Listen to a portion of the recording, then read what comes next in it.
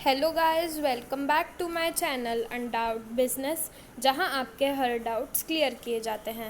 I hope कि आपकी preparations अच्छी चल रही है।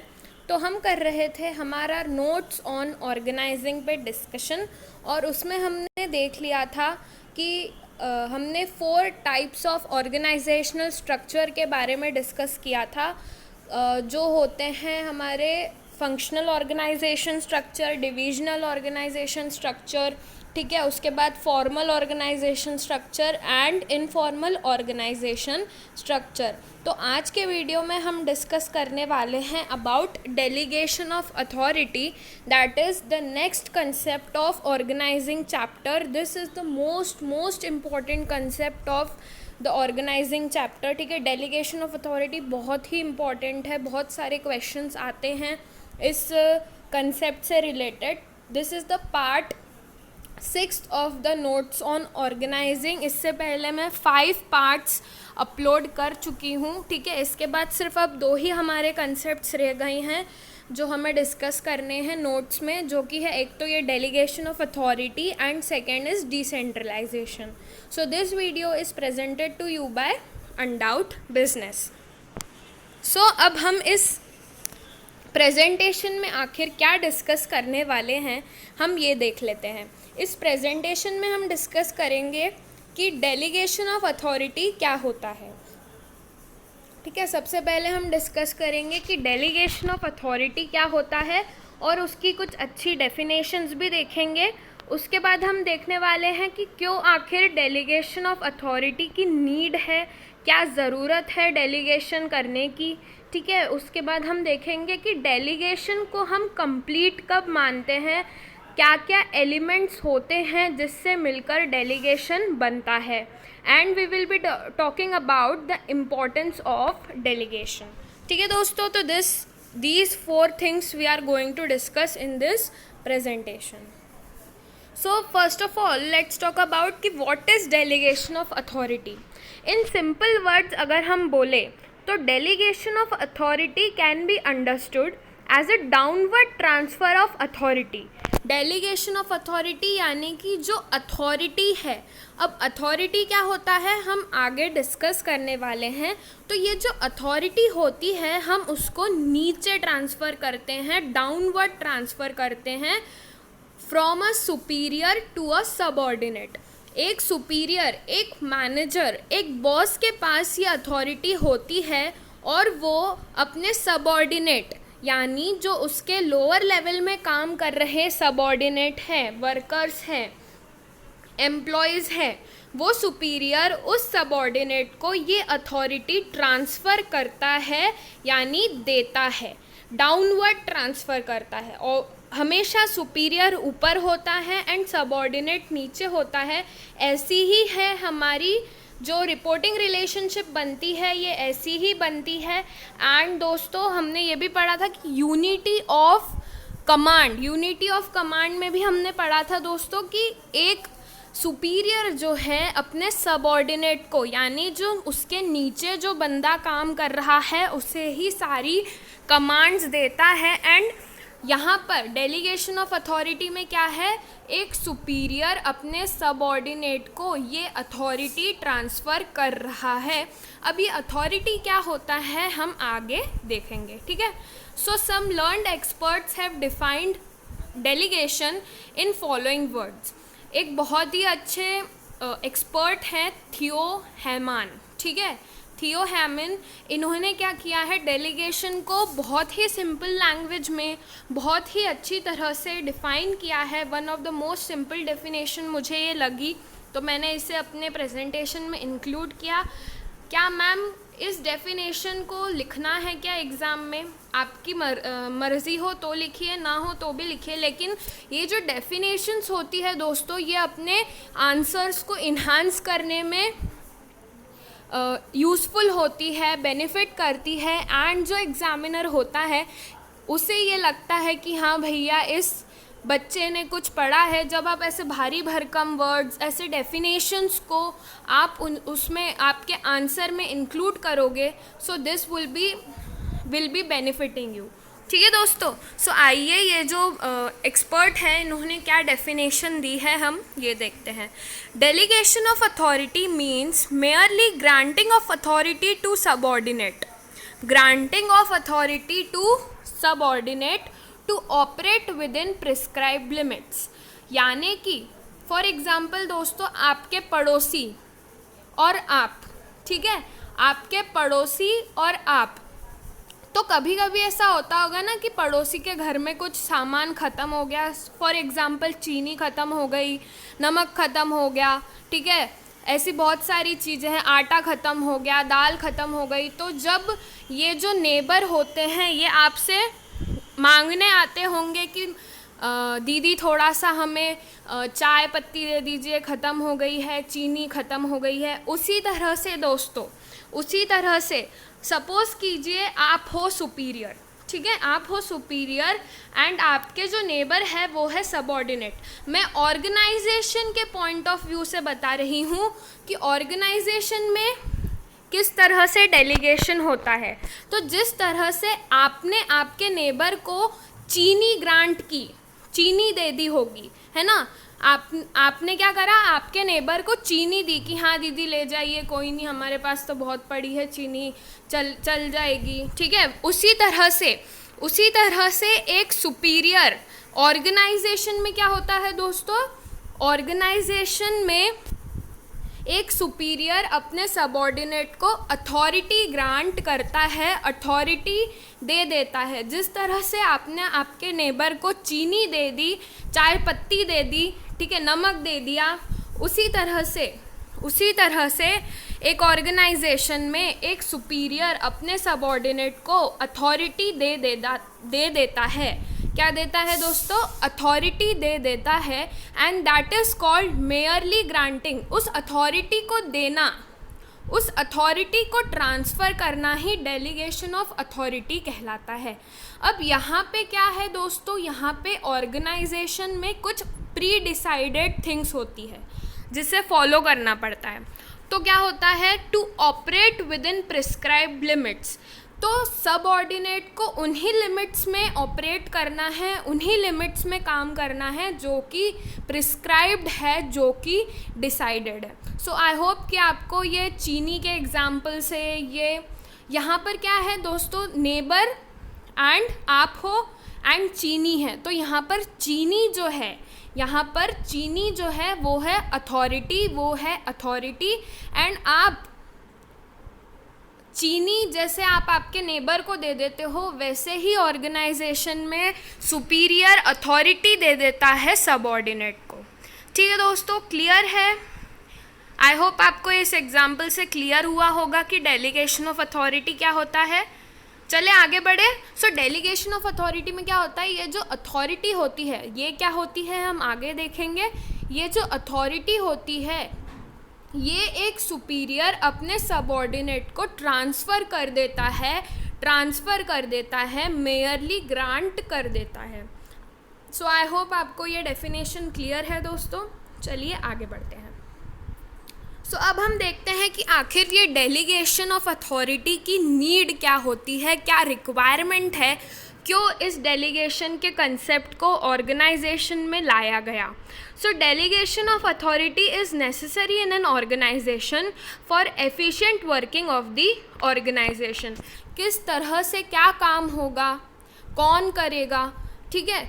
एक एफिशिएंट वर्किंग करने के लिए, अच्छी तरह से ऑर्गेनाइजेशन काम करे, इसके लिए हमें डेलीगेशन की ज़रूरत होती है, क्योंकि एक सिंगल इंडिविजुअल हर काम नहीं कर सकता। इसीलिए मैनेजर्स को, इसीलिए सुपीरियर्स को, इसीलिए बॉस को ये ज़रूरत होती है डेलीगेशन की कि वो अपना थोड़ा वर्कलोड अपने सबऑर्डिनेट्स में बांट सके। तो एफिशिएंट वर्किंग होगी उससे, एंड एफिशिएंट वर्किंग के लिए ही डेलीगेशन ऑफ अथॉरिटी ज़रूरी होती है। ठीक है दोस्तों, next point is delegation is necessary so that the manager can focus on important issues affecting the organisation. ऐसे बहुत सारे इश्यूज़ होंगे जो किसी भी ऑर्गेनाइजेशन को अफेक्ट करते हैं। सो जब डेलीगेशन होगा तो जो रूटीन टाइप का वर्क होगा वो होगा सबऑर्डिनेट के पास। तो इससे क्या होगा, मैनेजर जो वाइटल इश्यूज़ हैं, जो की इश्यूज़ हैं, जो इम्पॉर्टेंट इश्यूज़ हैं, मैनेजर उन पर फोकस कर सकता है, जो कि ऑर्गेनाइजेशन के परफॉर्मेंस को हिंडर करती है, ऑब्स्ट्रक्ट करती है, that is a obstacle to the organisation. So ऐसी की मैटर्स में मैनेजर अच्छे से फोकस कर सकता है, एम्फेसिस कर सकता है, जिससे कि ऑर्गेनाइजेशन अच्छे से काम करे। ठीक है दोस्तों, so first point is for the efficient working of the organisation and so that the managers can focus on the important issues. ठीक है दोस्तों, so the third point is delegation is necessary for subordinates so that they can take initiative and participate in organizational activities। अब आपका example लेते हैं कि अगर आपको कोई आपका जो स्कूल है उसमें कोई क्लास चल रही है और उस जो भी मैम आपको टॉपिक पढ़ा रही है उससे रिलेटेड आपको कुछ आता है, तो कैसे आप खुद इनिशिएटिव लेते हैं, है ना, कैसे आप खुद इनिशिएटिव लेते हैं, हाथ रेस करते हैं एंड आपको पता होता है उसका आंसर। वैसे ही डेलीगेशन इसीलिए इम्पॉर्टेंट है दोस्तों, ताकि सबऑर्डिनेट्स जो हैं, ऑर्गेनाइजेशन पॉइंट ऑफ व्यू से जो सबऑर्डिनेट्स हैं वो ऑर्गेनाइजेशनल एक्टिविटीज़ में पार्टिसिपेट करें। ठीक है, पार्टिसिपेशन इज़ इम्पॉर्टेंट एंड कि सबऑर्डिनेट जो है वो हर काम को खुद से करने की कोशिश करें, इनिशिएटिव ले, पहला कदम वो उठाए फिर ऑर्गेनाइजेशन उठाएगी। तो इस हिसाब से भी डेलीगेशन किया जाता है, ताकि जो एम्प्लॉयज़ हैं, जो सबऑर्डिनेट्स हैं, वो बहुत अच्छी तरह से काम कर सके, ऑर्गेनाइजेशनल एक्टिविटीज़ में पार्टिसिपेट करें, जैसे आप करोगे। जब आपको किसी भी टॉपिक के बारे में पता होता है तब आप अपने आप से आंसर देने के लिए हाथ रेस करते हो। ऑर्गेनाइजेशन में भी ऐसा ही होता है कि एम्प्लॉयज़ के इनिशिएटिव के लिए, एम्प्लॉयज़ के पार्टिसिपेशन के लिए ये डेलीगेशन ऑफ अथॉरिटी जो है ये बहुत इम्पॉर्टेंट होती है। सो आई होप आपको डेफिनेशन क्लियर है डेलीगेशन की, कि जो अथॉरिटी है उसको डाउनवर्ड ट्रांसफ़र करना इज़ डेलीगेशन। और डेलीगेशन क्यों इम्पॉर्टेंट होता है, ताकि ऑर्गेनाइजेशन एफिशिएंटली काम कर सके, ताकि मैनेजर जो है वाइटल इश्यूज़ पे फोकस कर सके एंड सबऑर्डिनेट्स भी इनिशिएटिव ले एंड पार्टिसिपेशन करे। इसीलिए डेलीगेशन इम्पॉर्टेंट होता है। आई होप आपको क्लियर है। चलते हैं नेक्स्ट स्लाइड पे। अब बात आती है elements of delegation of authority, कि किस तरह से, किन एलिमेंट्स से मिलकर ये डेलीगेशन को कंप्लीट माना जाता है। हमने पढ़ा था दोस्तों डेलीगेशन ऑफ अथॉरिटी। ये जो अथॉरिटी है ये एक एलिमेंट है डेलीगेशन का एलिमेंट है, जिससे कि डेलीगेशन की प्रोसेस को कंप्लीट माना जाता है। क्या है ये एलिमेंट्स ऑफ डेलीगेशन, ये अब हम देखते हैं। The delegation in an organisation becomes complete with these 3 elements, namely authority, responsibility and accountability. Authority, responsibility and accountability. तो ये 3 एलिमेंट्स जब मिल जाएंगे दोस्तों, तो हम बोलेंगे कि इस ऑर्गेनाइजेशन में डेलीगेशन है, 100% डेलीगेशन है। ठीक है, अब इसको हम याद कैसे रखें, इन एलिमेंट्स को याद कैसे रखें। तो इक्वेशन है इसके लिए, delegation equals to authority plus responsibility plus accountability. क्या है दोस्तों, authority plus responsibility plus accountability, या D equals to A2R। D equals to A2R। A2R मतलब A आया है 2 बार अथॉरिटी के लिए आया है 2। ठीक है, एक A है अथॉरिटी का एंड एक A है अकाउंटेबिलिटी का। दोस्तों डेलीगेशन की इक्वेशन क्या होगी, delegation equals to authority plus responsibility plus accountability, और D equals to A2R। A 2 बार है एंड R। तो ए 2 बार काय का है, एक तो अथॉरिटी का ए एंड एक है अकाउंटेबिलिटी का ए, एंड आर मीन्स रिस्पॉन्सिबिलिटी, ठीक है। सो ए 2 बार है एंड एक बार है R. So delegation means equals to A two R. इन एलिमेंट्स का जब मिक्सचर होता है ऑर्गेनाइजेशन में, जब ये एलिमेंट साथ में होते हैं, तब हम कहते हैं कि डेलीगेशन की जो प्रोसेस है दोस्तों वो कंप्लीट हो गई है, ठीक है। तो अब हम इन एलिमेंट्स को एक एक करके डिस्कस भी कर लेते हैं। चलिए, so first of all let's discuss about authority. अब मैंने आपको बताया था कि डेलीगेशन का मतलब क्या होता है कि अथॉरिटी को डाउनवर्ड ट्रांसफ़र करना। तो अब ये अथॉरिटी क्या होता है हम ये देखते हैं। It means power of an individual.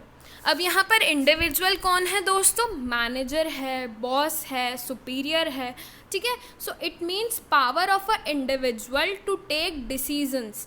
एक बंदे के पास पावर होती है, वो शक्ति होती है जिससे कि वो ऑर्गेनाइजेशन के सारे डिसीजंस, सारे निर्णय ले सकता है, दूसरों को आदेश दे सकता है, grant orders, take decisions, grant orders, instructions and command to other person.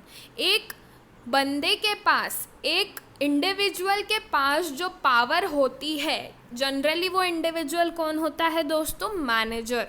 तो एक मैनेजर के पास ये पावर होती है कि वो सारे डिसीजंस ले सके, सारे ऑर्डर्स दूसरों को दे सके, सारे इंस्ट्रक्शंस दे सके, सारी कमांड्स कर सके। सो दूसरा बंदा कौन है दोस्तों यहाँ पे, to other person, subordinate, employee या वर्कर। तो यहाँ पे अथॉरिटी का मतलब होता है power to take decisions, grant orders, instructions and commands to other person.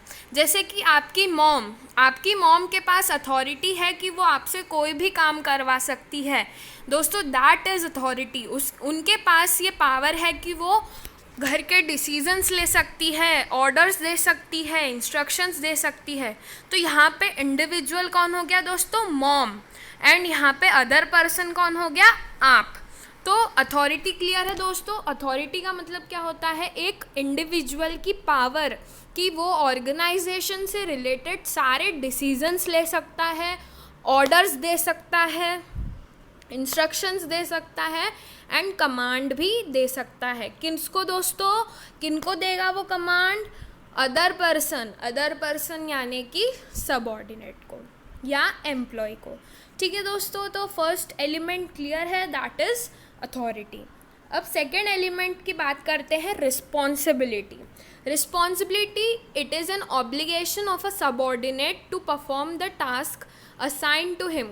अब मॉम ने तो आपको कोई काम दे दिया, ठीक है, आपको कोई ऑर्डर दे दिया, अब ये आपकी रिस्पॉन्सिबिलिटी है, आपके ऊपर एक ऑब्लिगेशन है, ठीक है, आपका ये काम है कि आप उस काम को परफॉर्म द टास्क, उस काम को आपको करना पड़ेगा, ठीक है।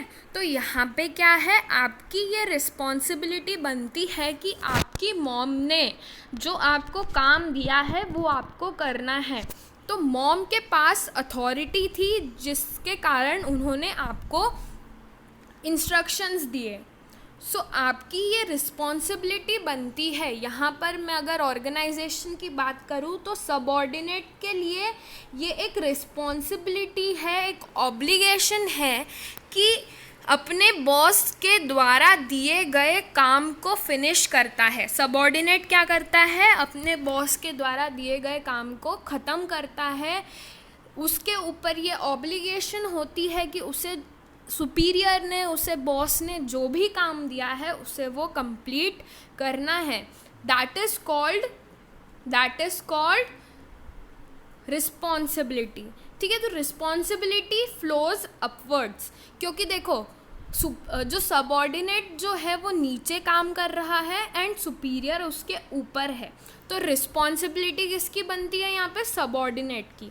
तो सबऑर्डिनेट को जो भी काम दिया जाएगा वो सुपीरियर के लिए करेगा, तो सबऑर्डिनेट नीचे एंड सुपीरियर ऊपर, तो रिस्पॉन्सिबिलिटी कैसे फ्लो करेगी, अपवर्ड्स करेगी, अपवर्ड्स, ठीक है, सबऑर्डिनेट से सुपीरियर तक।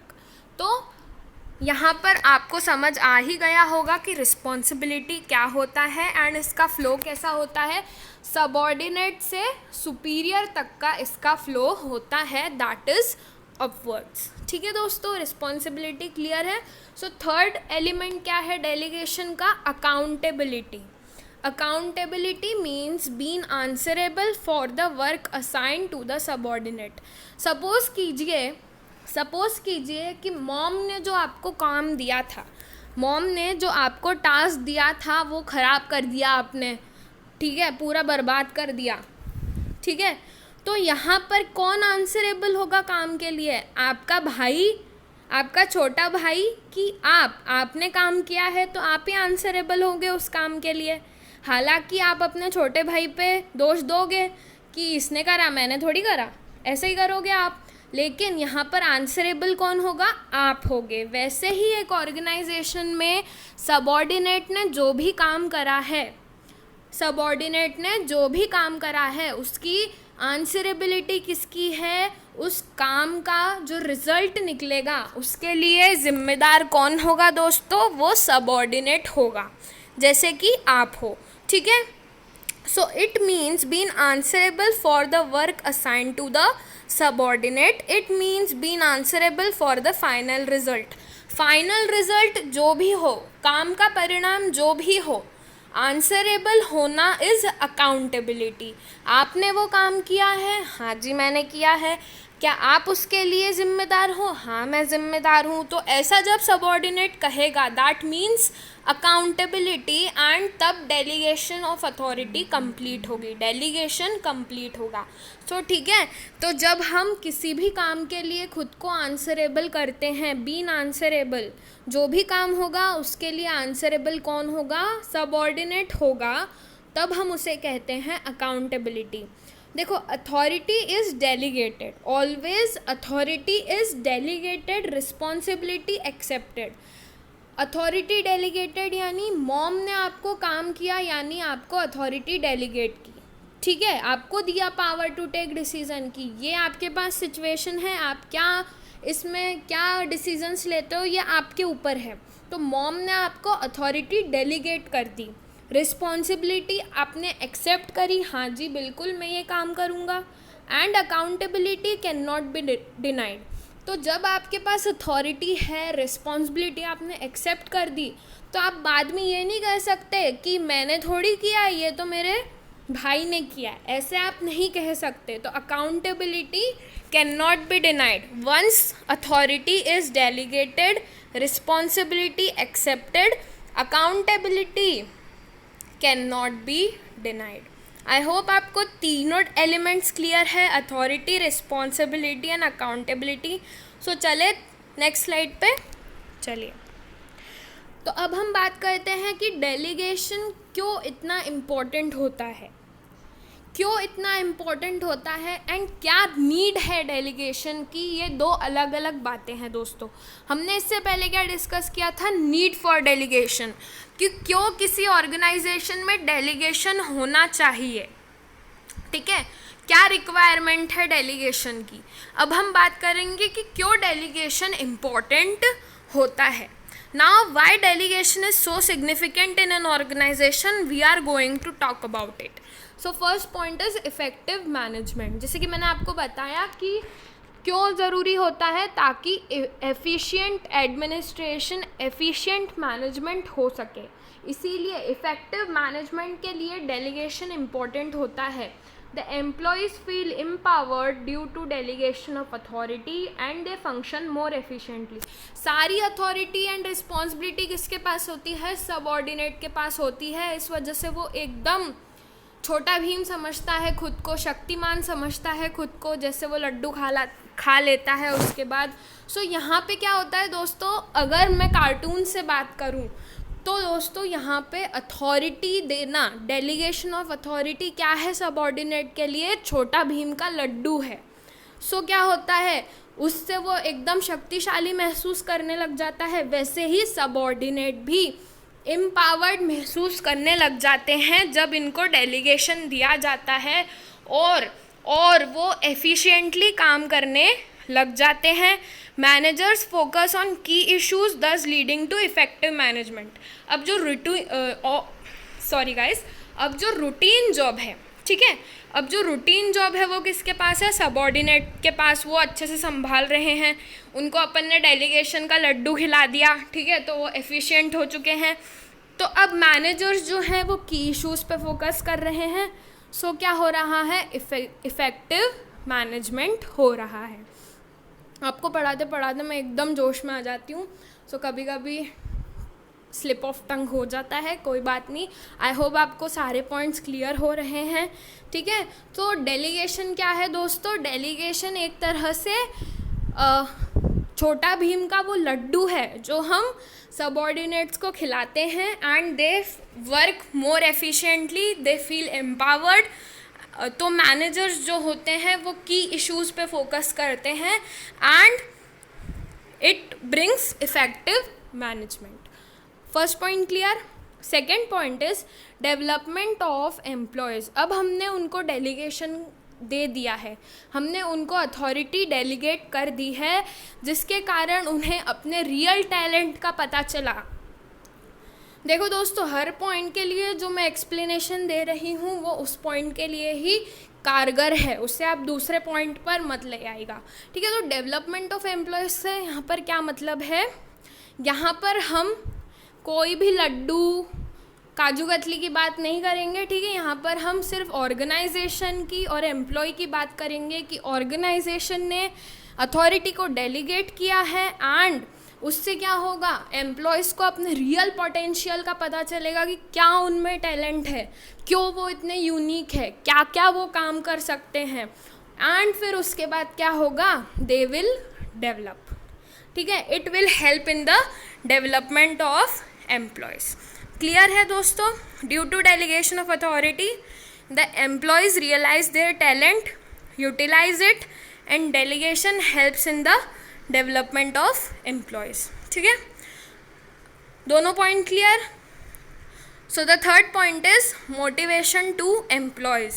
Delegation not only means sharing the workload, but also workload is shared because there is trust of superiors over subordinates which motivates to prove their trustworthiness। अब यहाँ पर मैं आ जाती हूँ वापस छोटा भीम के एग्जाम्पल पे। अब ढोलकपुर के जो राजा थे वो हमेशा काम छोटा भीम को ही क्यों देते थे, कालिया को क्यों नहीं देते थे? छोटा भीम को क्यों देते थे और कालिया को क्यों देते थे? क्योंकि वो राजा जो थे वो छोटा भीम पे ट्रस्ट करते थे, ठीक है। राजा जो थे वो छोटा भीम पे ट्रस्ट करते थे। तो यहाँ पे डेलीगेशन में सिर्फ ये नहीं है कि हम हमारे काम के वर्कलोड को शेयर कर रहे हैं, हम हमारे काम को शेयर कर रहे हैं, यहाँ पर ये भी ज़रूरी होता है कि एक सुपीरियर अपने सबऑर्डिनेट पे ट्रस्ट करे। बिना ट्रस्ट के अथॉरिटी देना, डेलीगेशन करना नॉट पॉसिबल, ठीक है। सो अगर कोई सुपीरियर अपने सबऑर्डिनेट को डेलीगेशन करता है, अथॉरिटी देता है, रिस्पॉन्सिबिलिटी देता है, तो क्या होता है, एम्प्लॉयज़ के लिए इट इज़ अ मोटिवेशन, ठीक है, कि वो और अच्छे से काम करे, ताकि और ठीक है वो लोग अच्छे से काम करें, and they will prove there trustworthiness कि हाँ सर आपने मुझ पे ट्रस्ट किया है, बहुत सही किया है, मैं आपके ट्रस्ट के हिसाब से बहुत सही बंदा हूँ। They feel motivated, employees feel motivated and they work more efficiently then. ठीक है दोस्तों, क्लियर है, तीनों पॉइंट क्लियर है। चलिए नेक्स्ट पॉइंट, अब नेक्स्ट स्लाइड पे चलते हैं। So the fourth point is facilitates growth.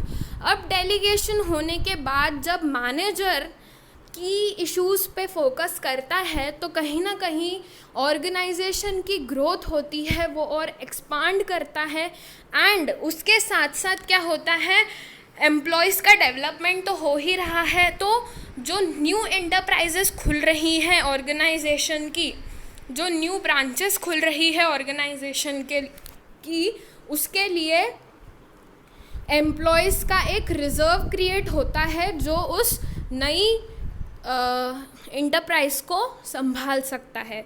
So it facilitates growth. The organization can expand with growth of the employees to take new positions in the newly established enterprise. यानी कि